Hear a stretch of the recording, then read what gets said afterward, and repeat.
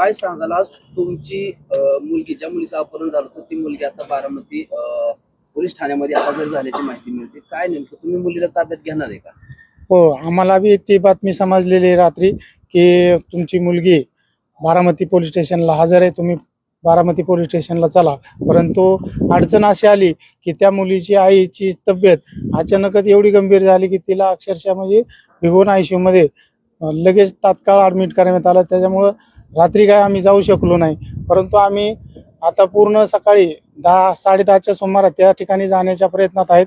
आमच्या मुलीने त्या दिवशी जो व्हिडिओ मीडियाच्या माध्यमातून बाहेर पडला की ती म्हणाली की माझं 9 वर्षापासून प्रेम संबंध होते, पण आजच्या ह्याच्यातनं परत निष्पन्न केलं ते माझे 1 वर्षापासून संबंध होते. तर ही तफावत कशी आहे किंवा बनवताना व्हिडिओ कसे बनवलेत हे आम्हाला काय पूर्ण आम्ही त्या गोंधळात आहे की नक्की खरं सत्य काय आहे, हे सत्य काय बाहेर यायला तयार नाही. त्यामुळं आमची मुलगी थोडीशी आमच्या ताब्यात दिल्यानंतर आम्हाला तिच्याशी संभाषण करता येईल की काय कसं काय, ती अजून आमच्यापर्यंत पोहोचलीच नाही. त्यामुळे बनवलेले व्हिडिओ खरे आहेत खोटे आहेत हे काय आम्ही सांगू शकत नाही.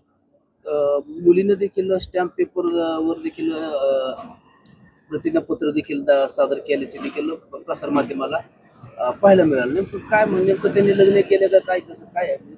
मुलगी त्यांच्या ताब्यात आहे, प्रशासनाच्या ताब्यात आहे, त्यांच्या ताब्यात आहे. ती दबावाखाली देते कशी देते हे आम्हाला काही सांगता येत नाही अजून.